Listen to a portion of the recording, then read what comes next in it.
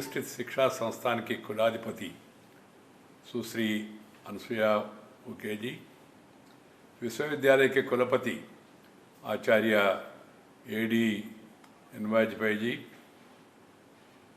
संघ लोक सेवा आयोग के पूर्व अध्यक्ष श्रीमान पी.के. जोशी जी, विश्वविद्यालय के कार्य परिषद एवं विद्या परिषद के सदस्य बिलासपुर के सम्माननीय जनप्रतिनिधि विश्वविद्यालय के कुल सचिव प्रोफेसर सुधीर शर्मा जी, विश्वविद्यालय के सम्मानित शिक्षक एवं अधिकारीगण, आज इस अवसर पर उपस्थिति विद्यार्थियों के अभिभावकगण, सम्मानित अतिथिगण, प्रिय युवा विद्यार्थी मित्रों, मीडिया के मित्रों,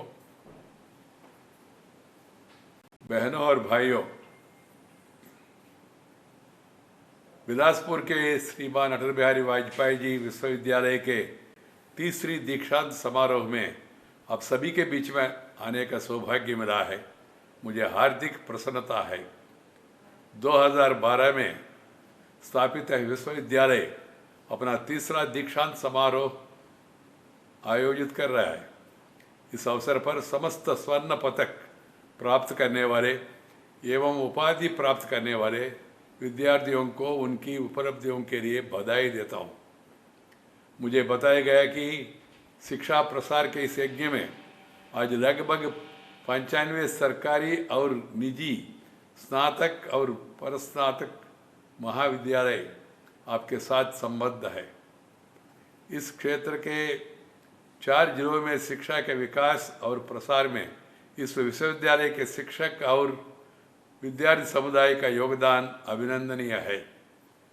प्रतिभाशाली युवाओं के बीच में आना, उनसे अपने विचार साझू करना, उनकी उम्मीदें साझू करना स्वयं मुझे देश के भविष्य के प्रति आशान्वित करता है। साथियों, यह एक सुयोग ही है कि इस वर्ष देश भी आज़ादी का अमृत महोत्सव मना रहा है। 75 वर्षों की अपनी उपलब्धियों का गौरव मना रहा है। इस दीक्षांत समारोह के बाद इस संस्थान के प्रतिभाशाली युवा अपनी रुचि के क्षेत्र में अपना और अपने विश्वविद्यालय का नाम रोशन करेंगे। इस विश्वविद्यालय का नाम स्वतंत्र भारत के अजातशत्रु देश के भूतपूर्व प्रधानमंत्री स्वर्गीय श्री अटल बिहारी वाजपेयी जी से जुड़ा है। अपनी बात उनकी ही लिखी प्रेरक पंक्तियों से शुरू करूँगा। आहुति बाकी यज्ञ अधूरा, अपनों के विज्ञान ने घेरा, अंतिम जय का वज्र बनाने नवदधीची हड्डियाँ गलाए, आओ फिर से दिया जलाए। मित्रों, अटल जी ने जिन नवदधियों से अपेक्षा की थी वो आप सब भारत के मेधावी प्रतिभाशाली युवा ही है। सदियों पहले भारत की प्रतिष्ठा विश्वगुरु के रूप में थी। हमारी यह प्रतिष्ठा तक्षशिला, नालंदा, विक्रमशिला जैसे विश्वविद्यालयों, वहाँ के आचार्य और विद्यार्थियों के कारण थी। विदेशों से भी विद्यार्थी और आचार्य यहाँ पढ़ने आते थे, वर्षों रहते और यहाँ की पांडुलिपियों की प्रतिलिपियाँ बनाकर अपने देश ले जाते। भारत वैश्विक ज्ञान का केंद्र था। हमें वही प्रतिष्ठा फिर से अर्जित करने है तो हमारे शिक्षण संस्थानों को विश्व स्तरीय बनाना होगा। शिक्षकों का सम्मान समाज में स्थापित करना होगा। नए शोध और इनोवेशन की बढ़ाना होगा।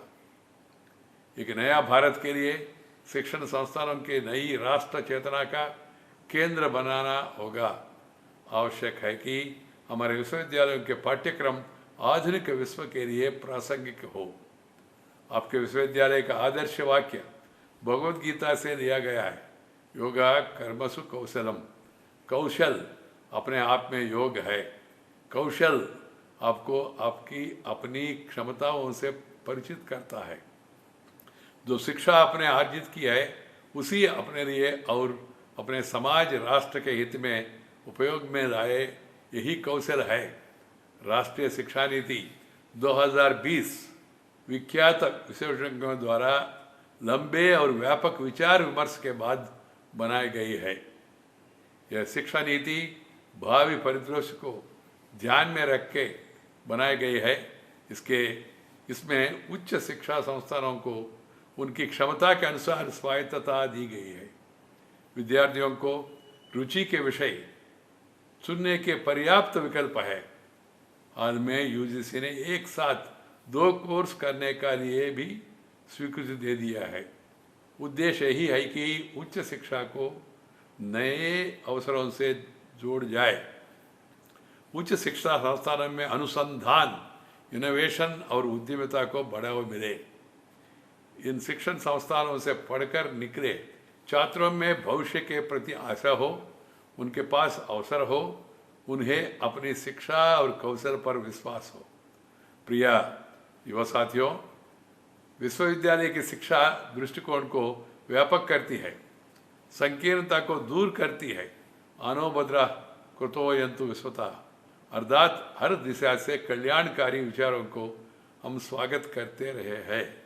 यही हमारा शिक्षा का उद्देश्य है। हम तो वसुदैव कुटुंबकम के आदर्श का पालन करते हैं। तथापि मेरा मानना रहा है कि विश्वविद्यालय को स्थानीय समाज और समुदाय के उद्भव और उत्कर्ष का कारक भी बनना चाहिए। श्री अटल बिहारी वाजपेयी जी विश्वविद्यालय से भी स्थानीय समाज अपेक्षा करता है। छत्तीसगढ़ के प्रत्येक जनजातीय समुदाय का समृद्ध सांस्कृतिक मानव शास्त्रीय इतिहास है, जिस पर पर्याप्त शोध नहीं हुआ है। आपके विश्वविद्यालय से अपेक्षा की जाती है कि आप छत्तीसगढ़ की लोक संस्कृति, लोक परंपराओं, लोक कलाओं, उनके साहित्य, उनके लोक विज्ञान पर शोध करें, उसे प्रकाश में लाए, उसे एकेडमिक विमर्श में लाए, अपने शोध कार्य को प्रकाशित करें।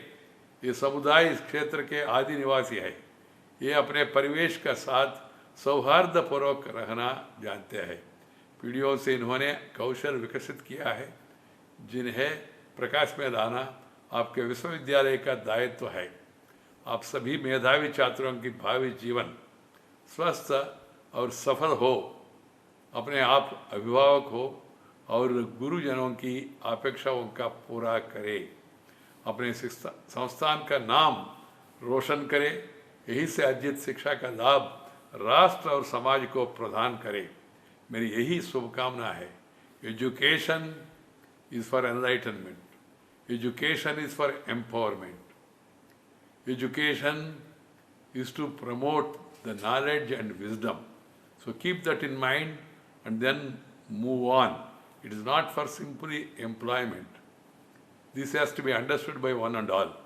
The Prime Minister Sri Narendra Bhai Modi is bringing radical changes in every sector of the public life in India, because he wants to make India strong, stable, prosperous and a happy nation. For that, we must all really know those 3 mantras, what he said: reform, perform and transform. Transformation of the nation, transformation of the lives of the people. That should be our endeavor, and we acquire knowledge and we must use it for others. सबके साथ सबका विकास. And Indian philosophy is सर्वे जना सुखिनो भवन्तु, वसुधैव कुटुंबकम. Share and care is our core of our philosophy. So acquire knowledge, spread the knowledge, and then move on. Make your country strong, stable, prosperous, and happy. God bless you. मेरी शुभकामनाएं आप सबको.